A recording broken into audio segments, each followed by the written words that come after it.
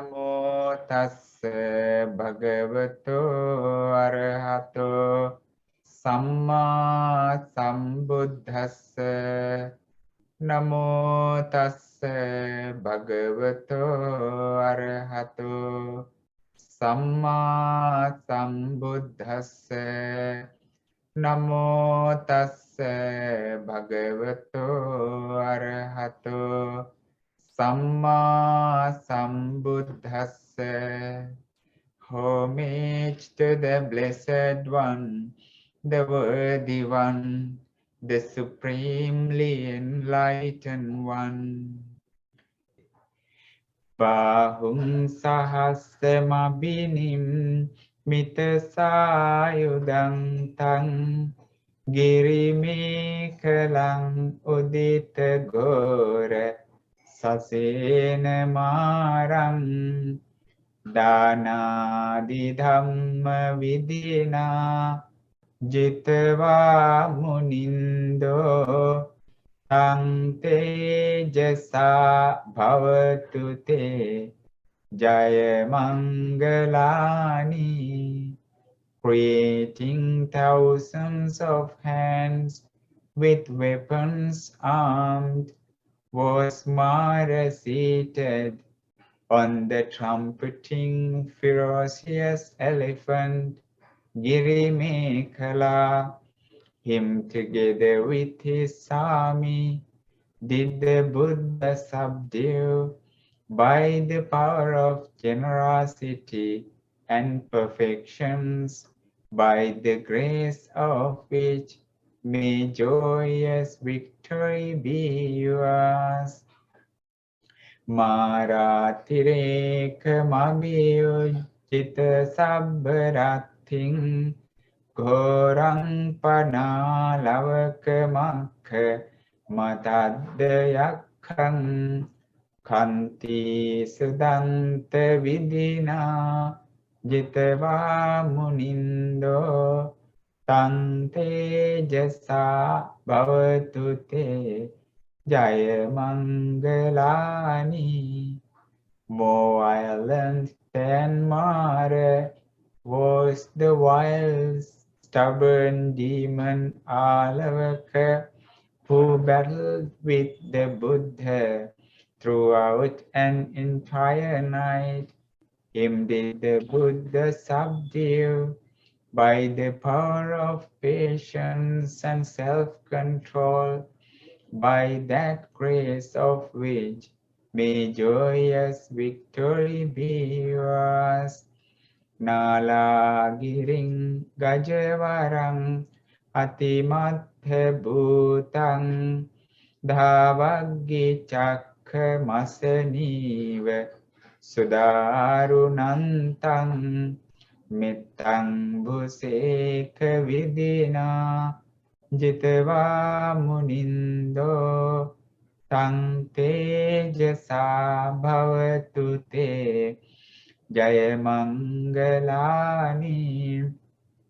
Nalagiri, the elephant king, highly intoxicated, was raging like a forest fire, as terrible as the thunderbolt, sprinkling the waters of loving kindness.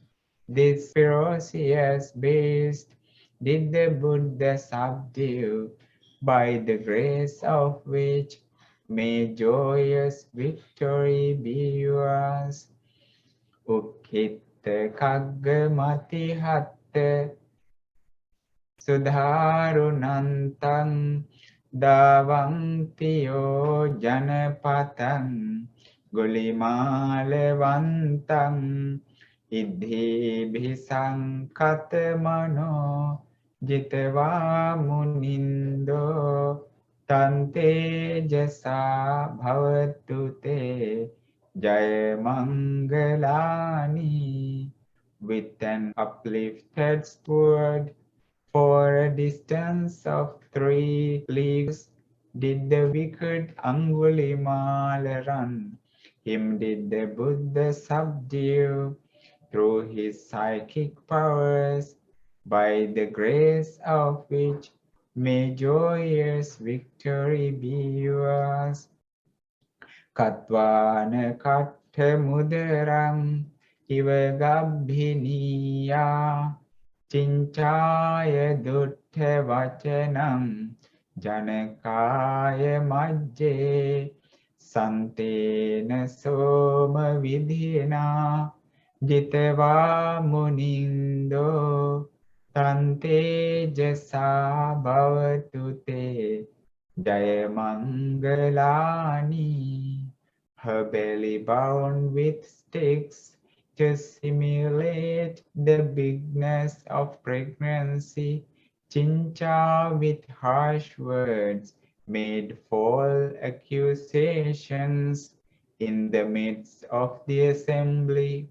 Her did the Buddha subdue through his serene and peaceful bearing, by the grace of which may joyous victory be yours.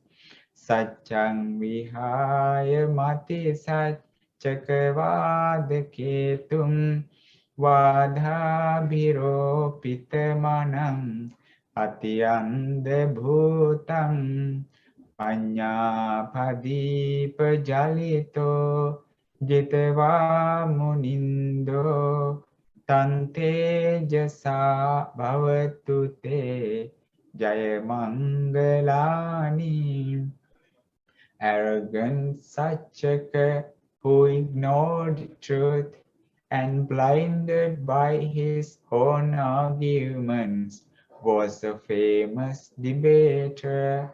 Him did the Buddha subdue, kindling the light of wisdom, by the grace of which may joyous victory be yours. Nandopananda bhujagam vibudhang mahiddhim puttena tera bhujagena damapayanto iddupadesa vidina jitva munindo tante jasa bhavatu te jaya mangalani. The wise and powerful Naganandopananda did the Buddha cause to be subdued through the supernormal psychic powers of his disciple son Moggallanathera, by the grace of which may joyous victory be yours.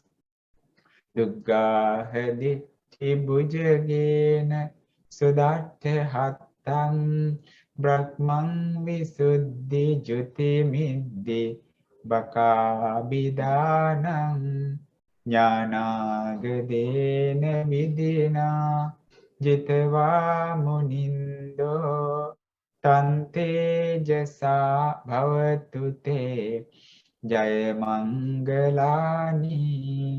The pure, radiant, and majestic Brahmabhaka, who was once caught by the wrong view, stubborn with conceit, did the Buddha strike with its sword of wisdom, by the grace of which may joyous victory be yours.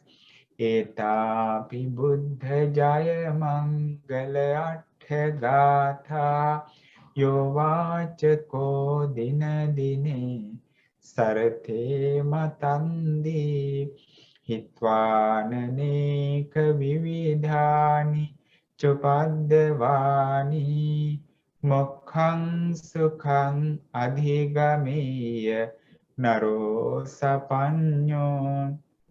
A wise one who earnestly remembers and daily recites these 8 Buddha stanzas of joyous victory will rid himself of various misfortunes and finally attain Nibbana, the highest happiness. Bhavatu sabba mangalam Rakhantu sabba devata Sabba buddhanubhavena sada sothi bhavantu te. May all good fortune come your way. May all the deities protect you. By all the power of the Buddha, may you always enjoy well-being. Bhavatu sabba mangalam, rakhantu sabba devata, sabba dhamma anubhavena, sada satthi bhavantu te. May all good fortune come your way. May all the deities protect you. By all the power of the Dhamma, may you always enjoy well-being. Bhavatu sabba mangalam, rakhantu sabba devata, sabba sanghanubhavena, sada satthi bhavantu te. May all good fortune come your way. May all the deities protect you. By all the power of the Sangha, may you always enjoy well-being. Sabbe buddha balapatta pacceka nanca yang balang arhanta nanca tejena rakhang bandami sabbaso. By the power of all the Buddhas, by the power of all Pacceka Buddhas, and through the virtues of Arahants, I bind myself in protection always. Sabbe Buddha Balapatta Pacceka Nanca Yang Balang Arahanta Nanca Tejena Rakkang bandhami sabbaso. By the power of all Buddhas, by the power of all Pacceka Buddhas, and through the virtues of the Arahant, I bind myself protection always. Sabbe Buddha balapatta pacceka nanca yang balang arhanta nanca tejena rakkang bandhami sabbaso. By the power of all Buddhas, by the power of all Pacceka Buddhas, and through the virtues of Arahants, I bind myself protection always. Sadhu, sadhu, sadhu. Homage to our teacher Bhante. Sadhu, sadhu, sadhu. In the evening, it's not one discourse I selected to talk with you today. We will talk many things. It would be a very interesting evening today. You can enjoy many things. It is all about what you chanted now. It was about Jaya Mangala Gāthā. Jaya Mangala Gāthā are the stanzas of the victory of the Buddha. The Buddha's qualities, including the Buddha's qualities, they have created these Jaya Mangala Gāthā to give a powerful blessing to the victory of the people. And then in all these Gāthās, you will see the wonderful and marvelous qualities of the Supreme Buddha. Based on these qualities, you can see beautiful stories background. We will enjoy these stories and we can make our minds faithful in the wisdom of the Supreme Buddha, in the psychic potencies of the Supreme Buddha. In all these ways, we make our mind faithful and we develop Shraddha. We develop the confidence in our mind to the Supreme Buddha. And in that way, we develop our Dhamma part. We can make merits by doing this, and we can make many things. We can enter the path of the Supreme Buddha to practice this good Dhamma. And if you remember in Jaya Mangala Gāthā at the end, it is said that like this. Etapi buddha jaya mangala atta gāthā yo āchako dina dine sarate matandi. Hitwana neka vividhani chupaddavani mokkhaṃ sukhaṃ adhigameya naro sapañño. Naro sapañño is a wise person, a wise one who earnestly remembers and daily recites what? These 8 Buddha stanzas, these 8 Jaya Mangala Gāthas. If a wise person remembers and recites this daily of victory, of joyous victory of the Buddha, will rid himself of various misfortunes. See, it's a powerful blessing if you can do this. And finally attain Nibbana, the highest happiness. It is something that you practice for your Nibbana. It is something that you develop in your mind, the Shraddha, the confidence. We need that, and that's the base. That's the foundation of the practice of the Dhamma. What was the first Gāthā which we recited about in Jaya Mangala Gāthā? That was Bahun Sahasama Binimita Sayudantam Girimekalang Udita Gora Sasena Maran Dana Didhamma Vidinajitava Munindo Tantejasa Bhavatute Jaya Mangalani, creating thousands of hands.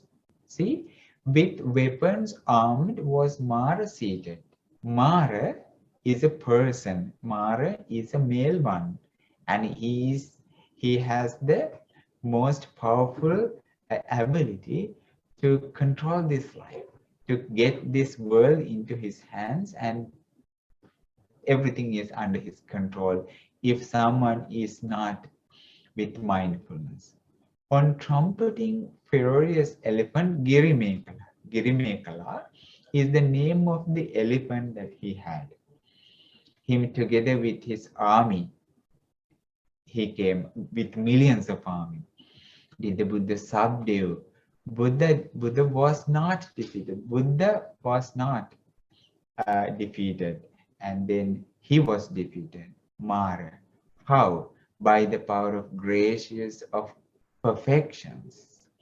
So during the longest samsara, Buddha had practiced the perfections. Dana paramita, perfection of giving. Sila paramita, perfection of the sila or the virtue. In this way, 10 perfections. And then with that perfections, Buddha collected tremendous good merit to become the Supreme Buddha. By the power of that, he defeated Mara. This is the movie you always enjoy from YouTube. For as long as I have not yet attained to supreme enlightened knowledge, even if my blood and flesh should dry up with only skin, bone, and sinews remaining, I shall not rise from this seat.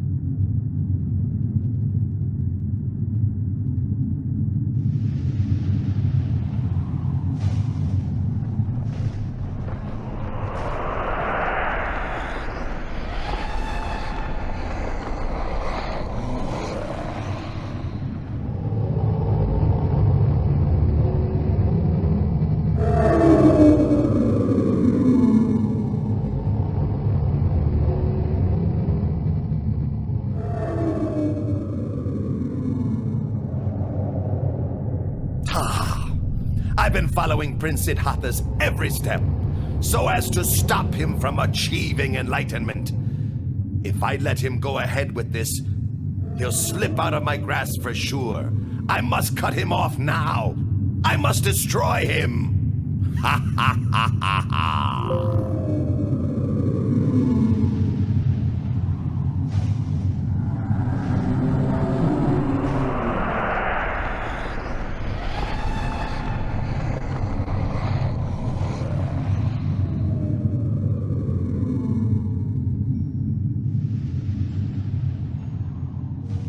The power of the Bodhisattva's spiritual qualities and goodness, accumulated over countless lifetimes, protected him as though in invisible armor, his heart steady and peaceful, unshaken by fear.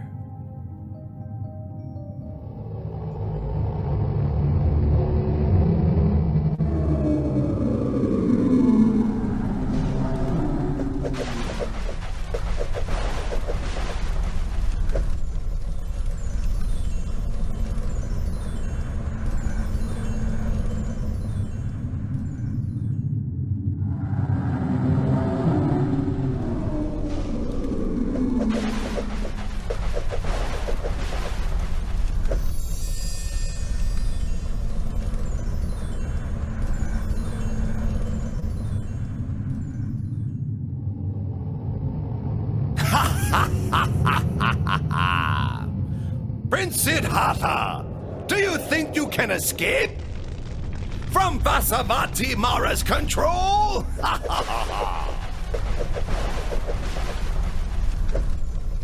Huh?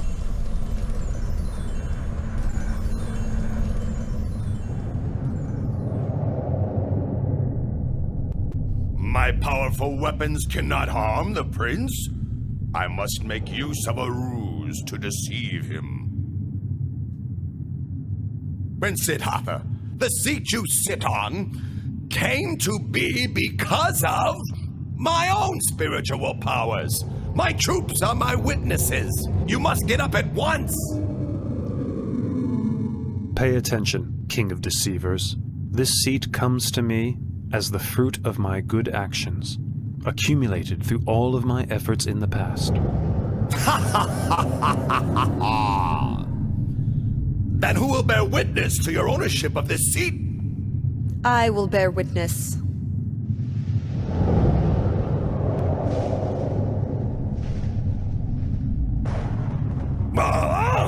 Dharani, goddess of the earth! All the merit made by his good actions in the past, even the water which he has poured on the ground in dedication of merit, soaked up by my hair and kept close to my head, is sufficient to bear witness to his virtues.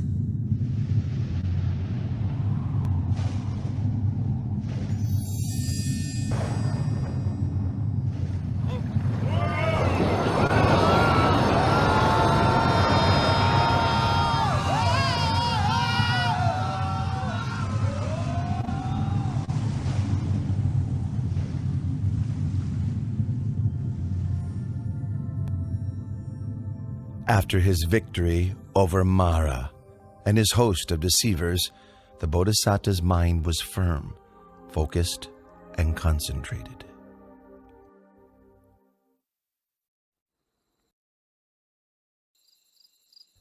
At dusk, the Bodhisattva began to develop meditative insight, attaining to the first knowledge, Pubenivasa Nusatinyana, the ability to recollect his past lives.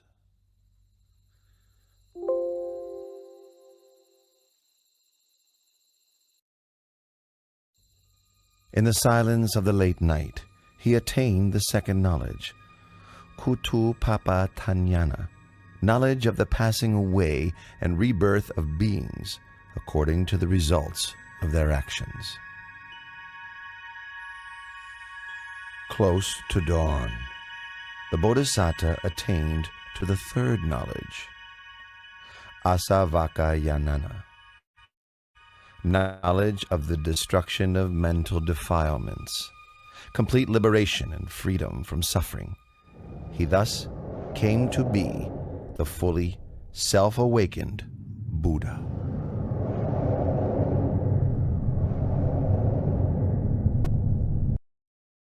So may our homage to the Supreme Buddha who won that battle with Mara. Sadhu, sadhu, sadhu. if I have a question, I ask you, what was the the power that the Buddha had, the Mahabodhisattva had, to overcome Mara? Heaven. The Buddha had the power of compassion, generosity, and he had no fear over the Mara. Okay. Someone else? No, but someone say it was the Buddha's good karma that he collected throughout his past lives. Yes. Yes. In Jaya Mangala Gāthā, it's clearly you see that way. So creating thousands of hands, weapons, and the Buddha subdued by the power of generosity and perfections throughout the samsara he collected, right? That was it. Sad, sad, sad. And then we will go to the second stanza of Jaya Mangala Gāthā. That was Māratireka mabiyujjita sabbarati ghorang panalavaka makka matadayakam Kanti Sudanta Vidina Jitva Munindo Tante Sabautate Jaya Mangalani.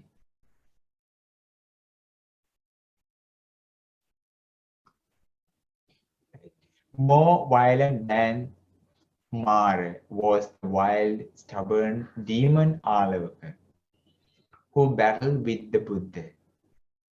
Throughout an entire night, him did the Buddha subdue by the power of his patience and self-control, by the grace of which may joyous victory be yours. May you be blessed by the power of the Buddha.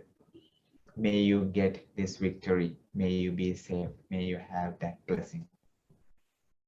What was about Alavaka? We have talked about Alavaka from the Alavaka Sutta in our maybe 3 months ago.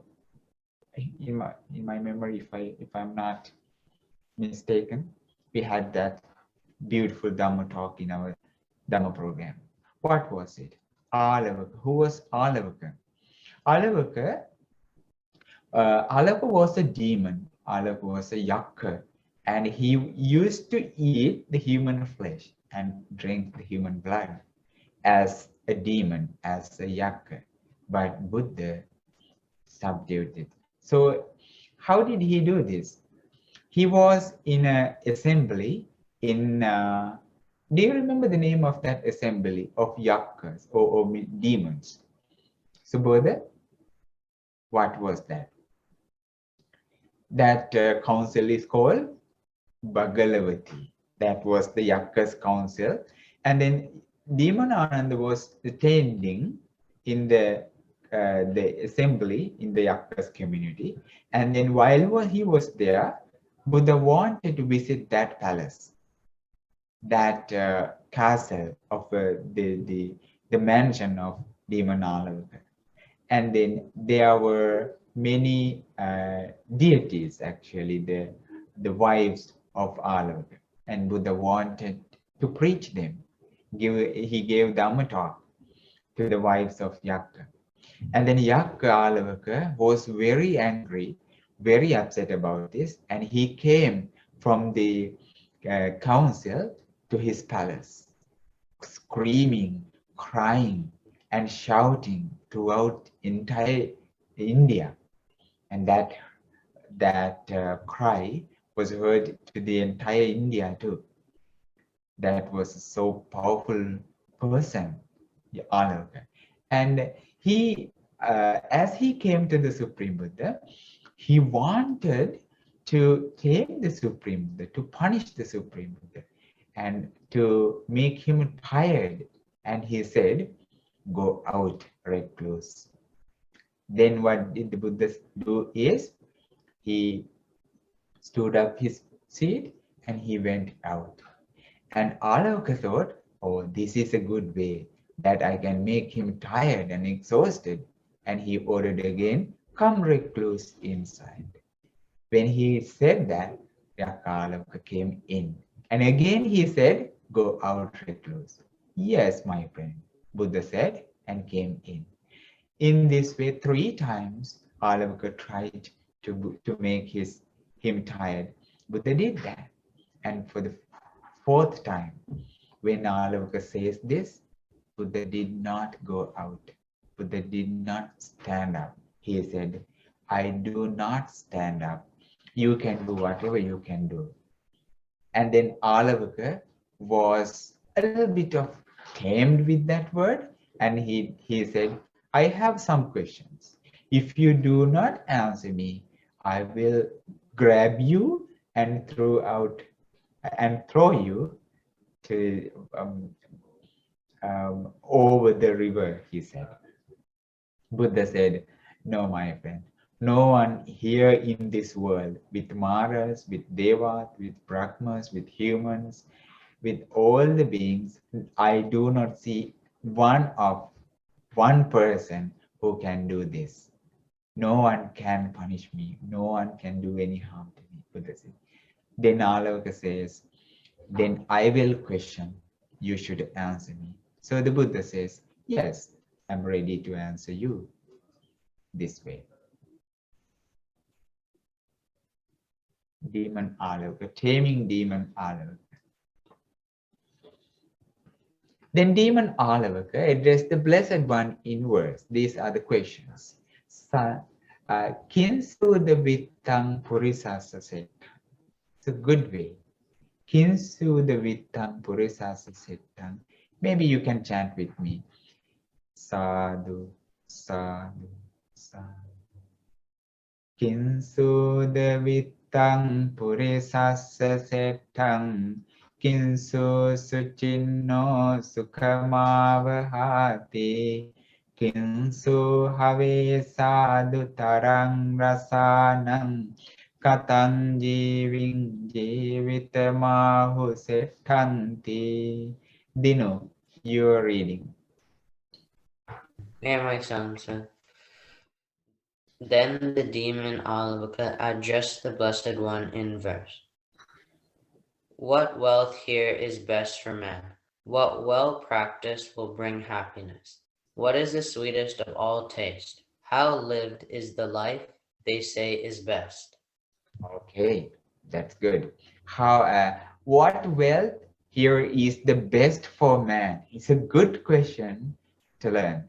What well practice will bring happiness? What can you do if you need your happiness? What is the sweetest of all taste? How lived is the life they say is best? So the Buddha's answer was very beautiful. The Buddha says, you can chant with me. Saddida vittang purisassa settang Dhammo suchinno sukhamavahati Saccang have sadhutarang rasanam Panya jiving jivitamahu settanti. Kemit, your chance to read. Faith is the wealth here best for men. Dhamma well practice shall bring happiness. Truth indeed is the sweetest of all tastes. One living with wisdom they say is best. Sadhu, sadhu. What is the best for man? Faith is the wealth here best for man. If you have that faith or the confidence or shraddha, that's the best thing for you. Dhamma well practiced shall bring happiness. If you need happiness, you should practice Dhamma. Truth indeed is the sweetest of all taste. Not the food, not the music you hear. The truth is the tastiest. One living life with wisdom, they say, is the best. How do you want to live your life if you need that to live best? Living with the wisdom. Again, he questions, Katang sutarati yogam, Katang sutarati annavang, Katang sudukhang acheti, Katansu parisujjati. Subodha's reading. Your opinions are answered.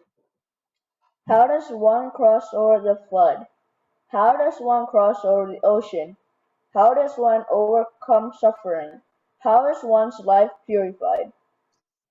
The flood is not the flood, the physical flood.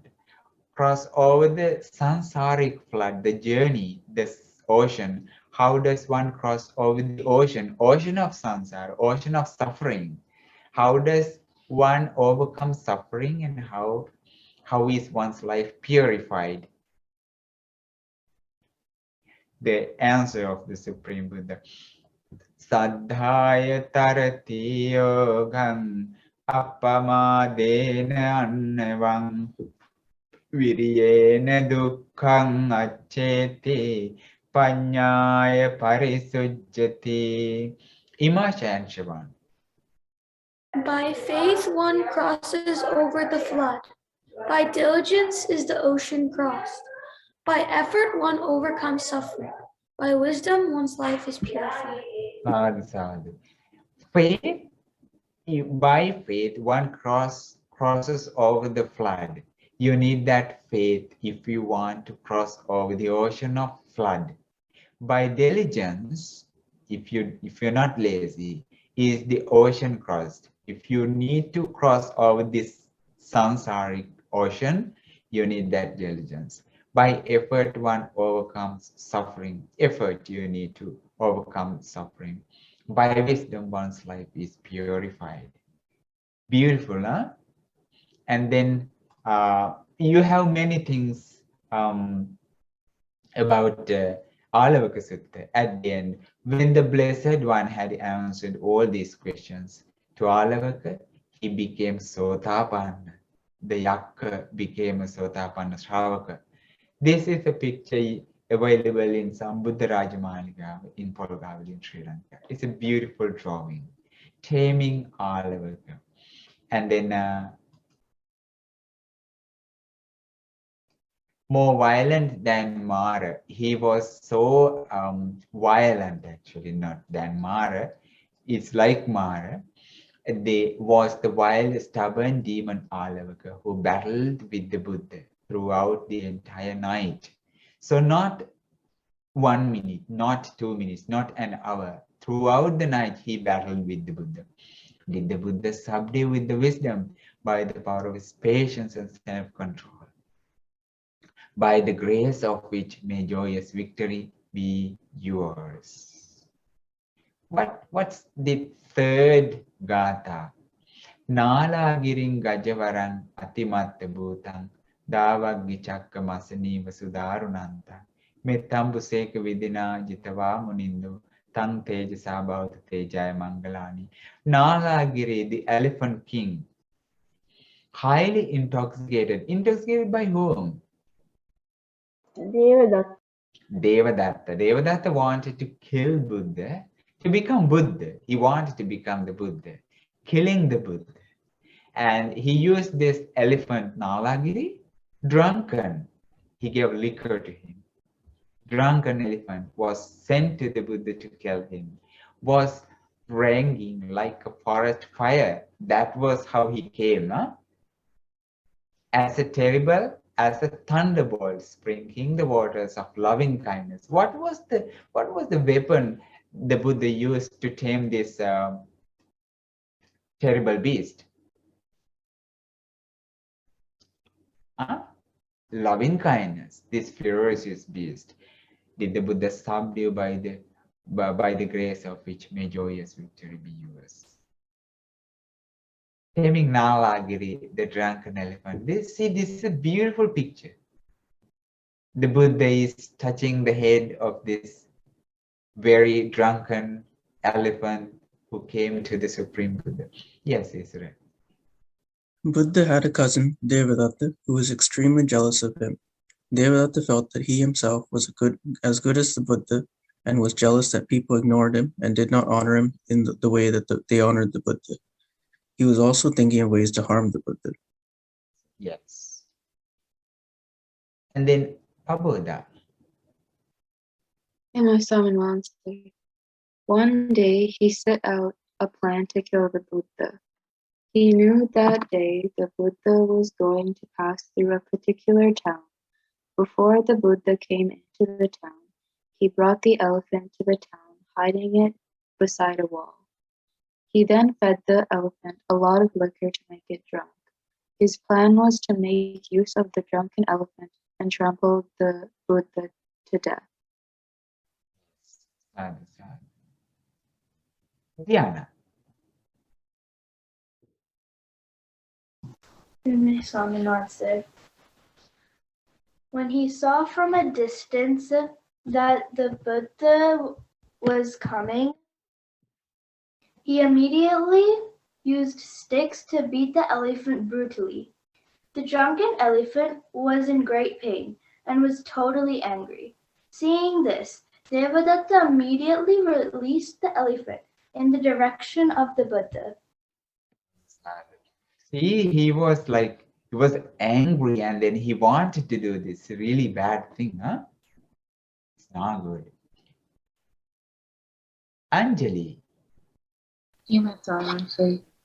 Overwhelmed with anger and pain, the elephant was now mad and started at full speed towards the Buddha. It raised its ears, tail, and trunk, making a lot of noise. It was as if thunder was striking.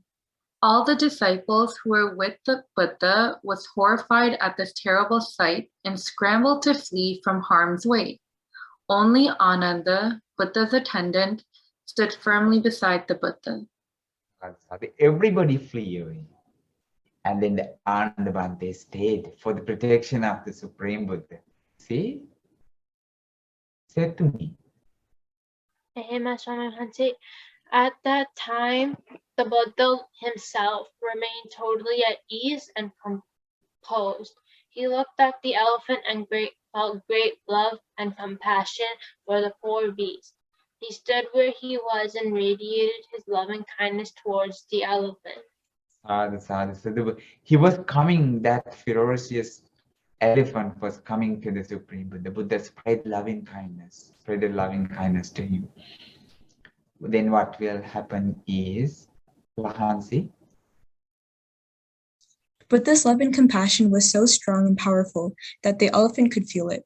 Just a few steps before it was about to charge into the Buddha, it stopped in its path and calmed down. It then trotted towards Buddha and respectfully bowed its head. Yes, sadhu, sadhu. So Buddha's compassion was so strong and powerful. And because of that powerful compassion and loving kindness, that drunken elephant was tamed and trotted towards the Buddha and respectfully bowed at his head. And then Asala, the last part. The Buddha stroked the elephant's trunk and comforted it with soft and kind words. The elephant was totally tamed. Elephant was totally tamed. Sadhu, sadhu, sadhu. By the power of that great, the power of the Buddha, may you always enjoy. May joyous victory be yours. And then the next one, yes, Ukkitta Kaggamati Hatta Sudarunantang Davantiyo Janapatang Gulimalavantang Idhi Bisam Katamano Jitava Munindo Tanteja Sabhavate Jaya Mangalani, with an uplift swoon for a distance of 3 leagues, 3 yojanas, maybe 30 kilometers. 30 kilometers is a long way. Did the wicked Angulimala run? Him did the Buddha subdue through his psychic powers, by the grace of which may joyous victory be yours.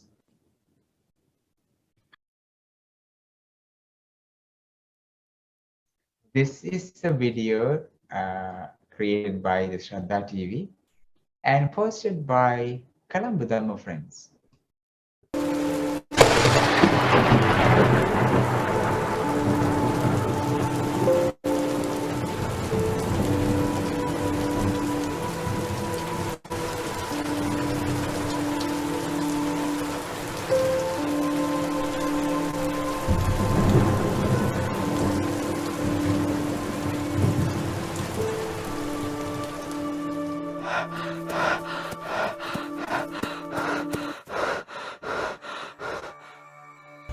ඔහොම නවතින්න ශ්‍රමණය. ඔහොම නවතින්නයි මං කිව්වේ. මම නැවතිලා ඉන්නේ. නමුත් අහිංසක ඔබ නැවතිලා නැහැ. මම නම් අහලා තියෙන්නේ ශ්‍රමණවරු සත්‍ය මත ජීවත් වෙනවා කියලා. බොරු කියන්නේ නැහැ කියලා. ඔබ ඇවිදින ගමන් නැවතුණා කියනවා. නැවතිලා ඉන්න මට ඔබ නවතින්න කියනවා. මොකද්ද මේ කතාවේ තේරුම ශ්‍රමණය?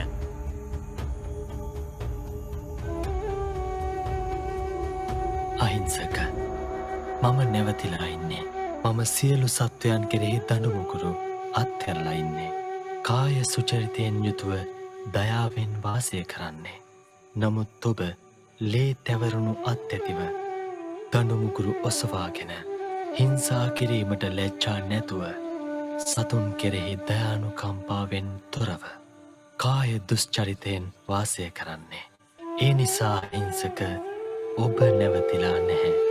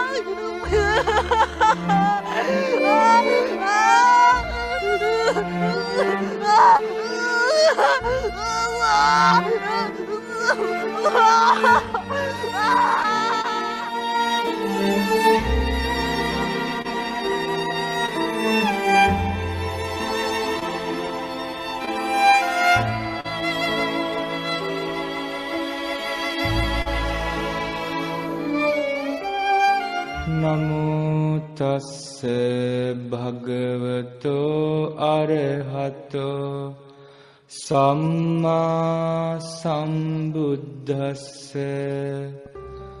යතෝහං භගිනී අරියාය ජාතියා ජාතෝ නාභිජානාමි සංචිච්ච පානං ජීවිතාවෝරෝපේතා තේන සච්චේන සොත්තිතේ හෝතු සොත්ති ගබ්බස්සාති.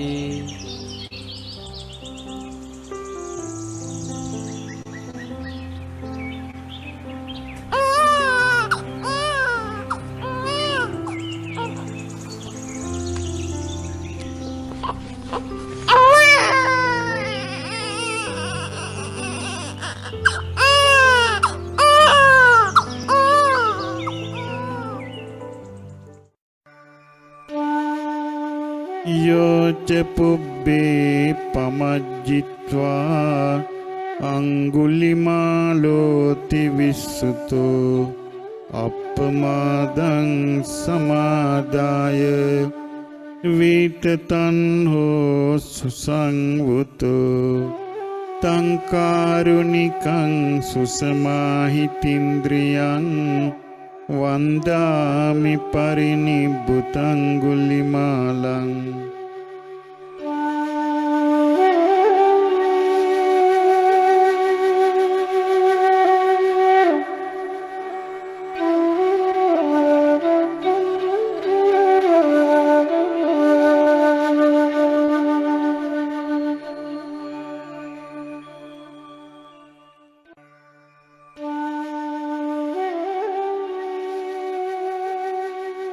සිරීමතෝ ලෝකනාථස්ස ධාතුජ්ජලිත මුද්ධනී जिनपुत्तङ्गुलिमालस्य धातुगभ्भे पतिष्ठितं तं तेजमानं दद्दल्यमानं वन्दामहं अङ्गुलिमालधूपम्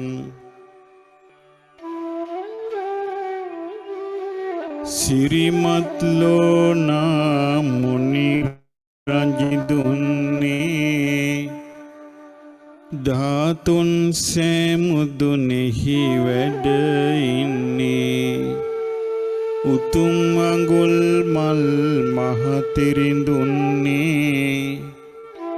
ධාතුන් සෑගැබ මැද වැඩ ඉන්නේ බුදු ගුණ මුනි ගුණ තෙද පැතිරෙන්නේ අඟුලිමාල මහා සෑ බබලන්නේ සාදු සාදු Maha Seya වඳින්නේ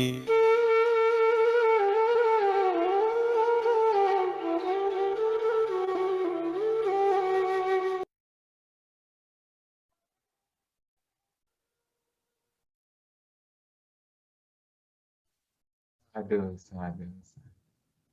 Hope you enjoyed that. Angulimala Arahant Bhante was a powerful Arahant Bhante, lived in this dispensation. He overcame all of his bad karma and became enlightened because of the compassion of the Supreme Buddha. By the power of that great wisdom of the Buddha, may joyous victory be yours. Sadhu, sadhu. And then the next one is Katvana Kattamudaran Ivagabbiniya Chinchaya Dutta Vachanam Janakaya Majje Santena Soma Vidina Jitava Munindo Tanteja Sabhavata Tejaya Mangalani. Her belly bound with sticks to simulate the rings of pregnancy. Chincha with harsh words made fall of accusations in the midst of an assembly. Her did the Buddha subdue through his serene and peaceful bearing, by the grace of which may joyous victory be yours. Chincha. Maybe I have something more interesting for you to share. We'll see.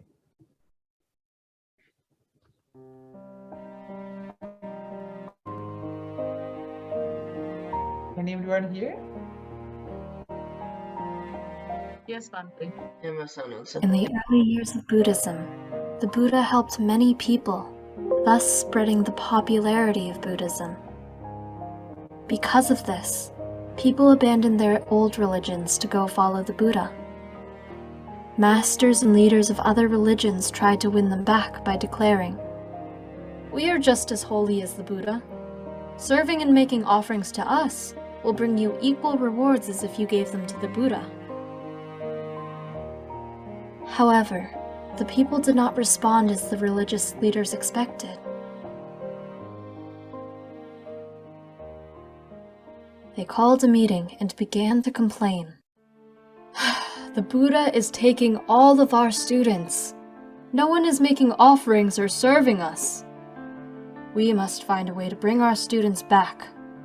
Are we not men of wisdom? Let us use wisdom to destroy Buddhism." A young man offered, "Why don't we use Chinta Manawika to take down Buddhism? A beautiful woman is an ordained person's bane." At that time, there was a student of that religion named Chinta Manawika. She was young, beautiful, and faithful. When she arrived at the meeting, she was not greeted as usual and noticed everyone was upset. She asked, "What is wrong with everyone? Why is everyone so upset?" How can we not be upset? Do you not see how quiet it is here? Buddhism has destroyed us. How can you, as a student, not do whatever you can to protect us? Jinja Manawika Thought for a moment and said, Fear not, I have a way to destroy Buddhism. And so, Jinja Manawika put her plan into motion. Every evening, as people were leaving the temple, Jinja Manawika would walk towards the temple entrance, causing many people to be confused. Why is a young, pretty girl going to the temple at night? They would ask her, Where are you going? And she would respond, None of your business. Every morning, as people were coming to the temple, Jinja Manawika would begin to walk away from the temple entrance, making people wonder, was she here all night? What was she doing at the temple all night? People would ask her, Where are you coming from so early? She would respond, None of your business. She did this every single day for a few months. Finally, she responded to their inquiries and said, You all come to see the Buddha every day. You seem to know him well. Do you all know who the jewel of his eye is? Do you know who pleases him more than others? The townsfolk responded, Who? Jinja Manawika then said, If you were smart, you'd figure it out. The Buddha is a man, a great man, but still a man. He has desires of the flesh and has restrained them for so long. It is only normal for him to engage in normal male-female activities. And with that, rumors spread like wildfire. All the foolish townsfolk began to gossip about how the Buddha had a mistress. They spoke about how he taught restraint from sensual desires, yet he did not. The wise townsfolk would push back and say, This is gossip. This is hearsay. We should not simply believe the words floating on the wind. And thus, the stories spread. The Venerable Ananda, the Buddha's personal attendant and cousin, was very troubled by the slander and gossip by the foolish townsfolk. He asked the Buddha if he should do something about it, and the Buddha responded, Remain calm, Ananda. All things will be as they should. However, for the Venerable Ananda, this was easier said than done. So he decided to get away for a while and went to find a peaceful spot in the woods to meditate and contemplate. He knew in his heart that the Buddha was completely innocent of these disgusting rumors. He lamented that these rumors were preventing people from coming to hear the Dhamma and become liberated. But he also knew that the Buddha would not allow him to attempt to forcefully change the views of others. Ananda wished to contemplate quietly, but there happened to be 2 Brahmins nearby having a discussion.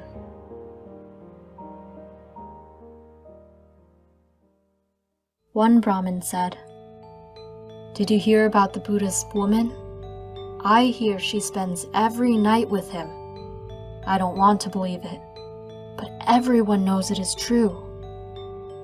The Venerable Ananda, listening from behind a tree, felt anguish and frustration begin to build within him. Then the other Brahmin said, Ah, my friend, what you call truth, I still see as gossip. I know how people are.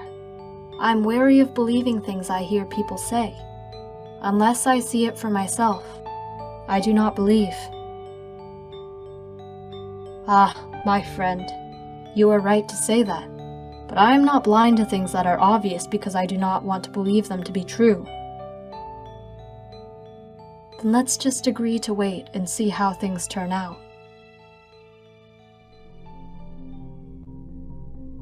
After the first 2 to 3 months, Jinja Manawika began stuffing pillows and other things under her shirt to imitate a growing belly. Every month after, she would increase its size. After 8 months, she began to hit her feet and hands to make them look swollen.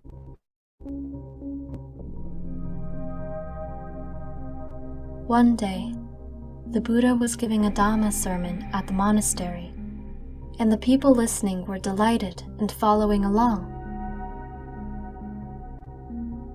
Jinja Manawika decided to walk right up to the Buddha in front of everyone and say, "You claim to teach others to resist temptation, but you do not. You do not take care of me like you should. You should tell your wealthy patrons to take care of me. You should protect and love me like a true lover would."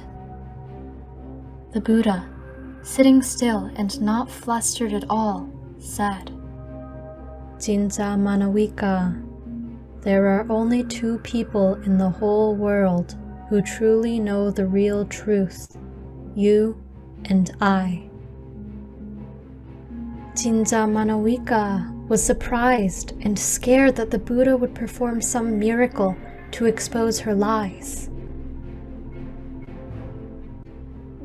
But after the initial shock, she decided to double down and said, "Of course, what we did behind closed doors, only you and I know the truth. Only you and I know that this is your baby."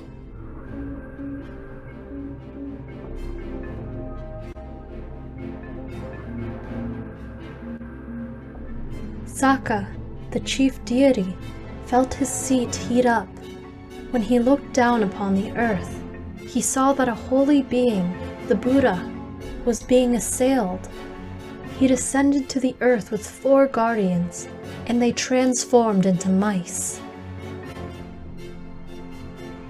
At that moment, the mice deftly bit the ropes that bound her stomach, and the pillows and stuffing all fell out. Upon seeing this, the people in the temple began yelling at her.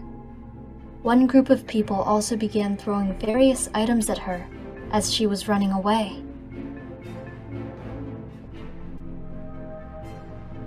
And another group of people, who could not accept the depths of her evil machinations, followed her outside and beat her.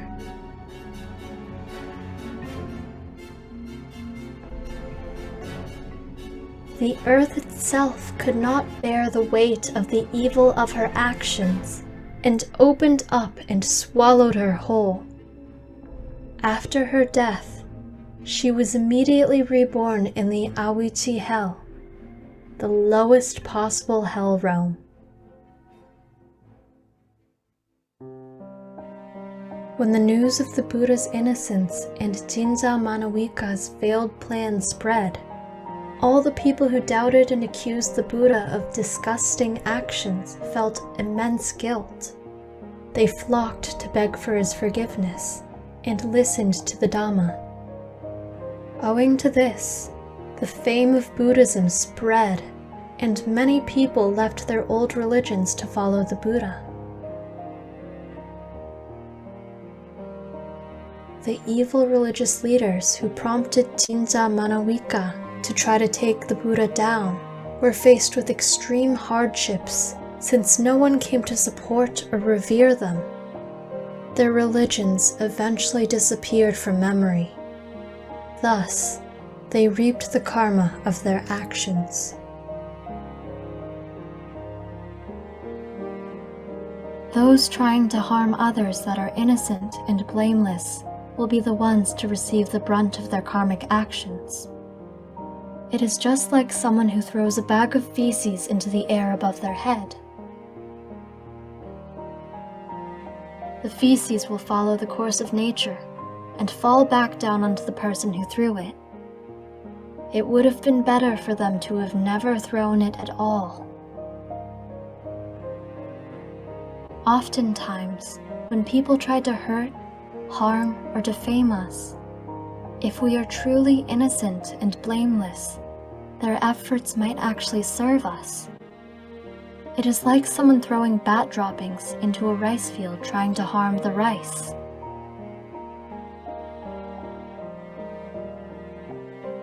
Little do they know that the bat droppings actually help work as fertilizer to help the rice grow. Sometimes, things that seem bad can lead to a favorable outcome.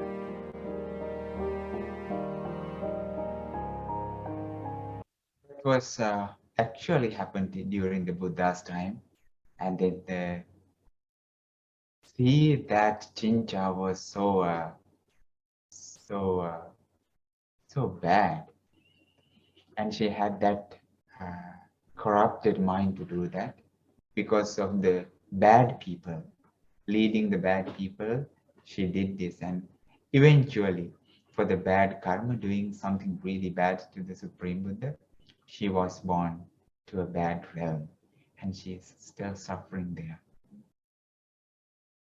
So this is the Buddha's power to tame, to overcome the obstacles and the problems and issues in the world. May our homage to the Supreme Buddha, Buddha's wisdom and the power. Sadhu, sadhu, sadhu. Okay, we can continue on taming Nandopananda. Nandopananda.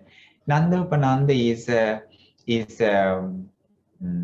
is a naga or the cobra or a venomous serpent. This is not actually Nandopananda, the cobra. This is the cobra. If you remember, when the Buddha tamed the Uruvela Kassapa, they had this cobra in their lodging. This is a picture of that. But to get an idea, I share this picture with you. Yes, Minupa's reading. My son answer. A Naga king tamed by Mangala. The Buddha and 500 monks, on their way to Davatingsa one morning, traveled over the Naga king's abode as he was having a meal. In anger, the Naga coiled around Sineru and covered the road to Davatingsa. Yes, you understand that, okay? Traveled over the Naga's king's abode as he was having a meal. Huh. You get that, right? Okay, Harry, you're reading this part. Okay. Thereupon, several members of the Buddha's retinue, including Ratapala, Badia, and Rahula, offered to subdue the Naga's power. But the Buddha would not agree until Moggallana sought permission to do so. It is said that no other monk had the power to face all the dangers created by the Naga and remain unscathed. Sadhu. Did you get right? You understand? Ratapala, Badia, and Rahul, these bandits offered to subdue this Naga, but Buddha did not allow them. Raymond. Yes, Bhante. Moggallana and Nandopananda vied with one another in the exhibition of their Idi power. And in the end, Nandopananda had to acknowledge defeat. He was thereupon conducted to the Buddha, whose follower he became. Sadhu, sadhu. So, you know this word, Iddi. Iddi power is a psychic potency, okay? Iddi is the Pali word. Okay.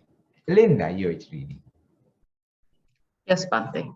When Anathapindika heard of Moggallana's victory, he celebrated it by holding a great alms festival, lasting for 7 days, for the Buddha and his monks. Sadhu, sadhu, sadhu. That was the taming the Nandopananda, the Naga king. And then I have something about Satchaka too. Satchaka, but it was from the Mahasatchaka Sutta. the discourse, Mahasachaka, the great discourse to the Sachaka. This is how the Buddha lived. Like he had a lots of people around him. As a teacher, he had these pupils. But anyways, Sachaka was a debater and he always tried to defeat the Supreme Buddha. But at the end, in the end, Buddha's wisdom was powerful, more powerful. For Sachaka was a small person. It is, I think, can we read this it's a little bit long. We'll give this a try. Okay. Let me.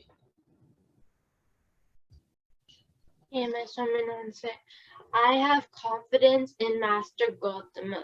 Thus, Master Gautama is developed in body and developed in mind. Surely, Agivesana, your words are offensive and discourteous, but still I will answer you. Since I shaved off my hair and beard, put on the yellow robe, and went forth from the home life into homelessness, it has not been possible for arisen pleasant feeling to invade my mind and remain on, for arisen painful feeling to invade my mind and remain. Yes. So he said that I have confidence. Master Gautama, thus Master Gautama is developed the body and developed in mind, but he does not understand the power of the Supreme Buddha. His practice was so powerful, and he did not know about that. Asala, what about your reading this part? Has there never arisen in Master Gautama a feeling so pleasant that it could invade his mind and remain? Has there never arisen in Master Gautama a feeling so painful that it could invade his mind and remain? Sadhu, sadhu. And then,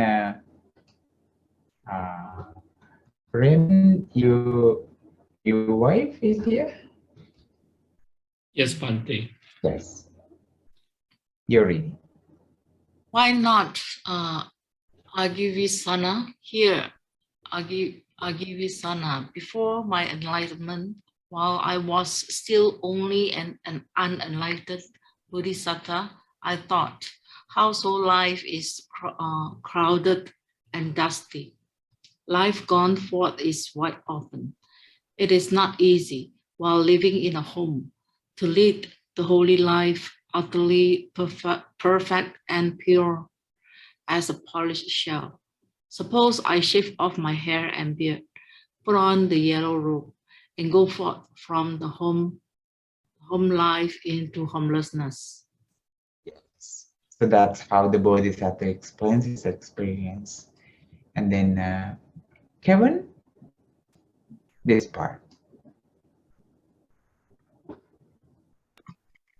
Later, while still young, a black-haired young man endowed with the blessing of youth, in the prime of life, and I sat down there thinking, this will serve for striving. Yes. Ruby Mani. Now these three similes occurred to me spontaneously, never heard before. Suppose there were a wet, sappy piece of wood lying in water, and a man came with an upper fire stick, thinking, I shall light a fire, I shall produce heat. So it's not, it's still not dry. You cannot make fire out of that. Minapa. Hey, my son, also. What do you think, Agivesana? Could the man light a fire and produce heat by taking the upper fire stick and rubbing it against a wet, sappy piece of wood lying in the water? No, it's not. Yes. So it's not the answer, right? And then, so Isra again. Right, Bhante. No, Master Gautama. Why not? Because it is a wet, sappy piece of wood, and it is lying in water. Eventually, the man would reap only weariness and disappointment. Yes, you cannot do that. Subodha.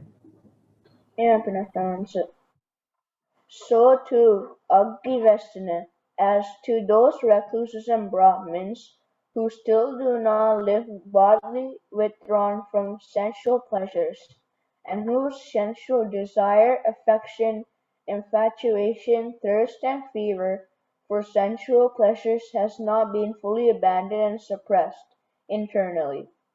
Even if those good recluses and Brahmins feel painful, torturing, intense feelings due to effort, they are incapable of knowledge and vision and supreme enlightenment.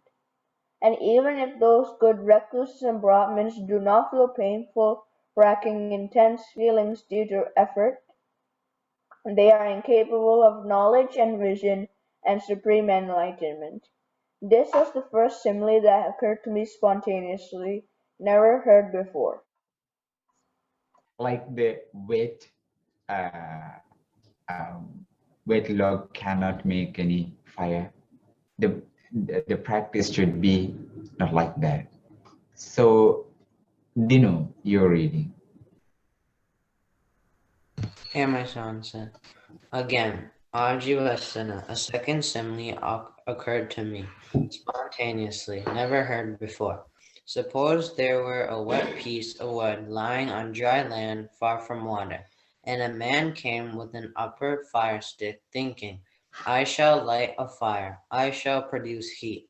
What do you think, Ajivasana? Could the man light a fire and produce heat by taking the upper fire stick and rubbing it against the wet, sappy piece of wood, lying on dry land far from water? Or maybe Linda. Yes, Bhante. No, Master Gautama. Why not? Because it is a wet, sappy piece of wood, even though it is lying on dry land far from water. Eventually, the man would reap only weariness and disappointment. Yes. Hurry. It's a long paragraph you have. Okay, Bhante. So too, Agivesana, as to those recluses and Brahmins who live bodily withdrawn from sensual pleasures, but whose sensual desire, affection, infatuation, thirst, and fever for sensual pleasures has not been fully abandoned and suppressed internally, even if those good recluses and Brahmins feel painful, racking, piercing feelings due to exertion. They are incapable of knowledge and vision and supreme enlightenment. And even if those good recluses and Brahmins do not feel painful, racking, piercing feelings due to exertion, they are incapable of knowledge and wisdom and supreme enlightenment. This was a second simile that occurred to me spontaneously, never heard before. Sadhu, sadhu, sadhu. Hiru. Again, Agivesavana, a third simile occurred to me spontaneously, never heard before. Suppose there were a dry, sapless piece of wood lying on dry land far from water, and a man came with an upper fire stick, thinking, I shall light a fire, I shall produce heat. A little bit more we have. Again to public. What do you think, Agivesana? Could the man light a fire and produce heat by rubbing it against the dry, sapless piece of wood lying on dry land far from water? Yes, Master Gautama. Why so? Because it is a dry, sapless piece of wood, and it is lying on a dry land far from water. So that's how the Buddha had that conversation between Satchaka. Satchaka is Agivesana, both names are similar. So that was a wonderful discussion. And then Agivesana, the Satchaka, was totally tamed and becomes the good disciple, and he gets the opportunity, but he does not go for refuge to the triple gem, but he was happy about that, and he becomes an enlightened monk later on in Sri Lanka, called Kala Buddha Rakkita, enlightened. He was enlightened in Mihintale and had a big community of monks and preached Dhamma too.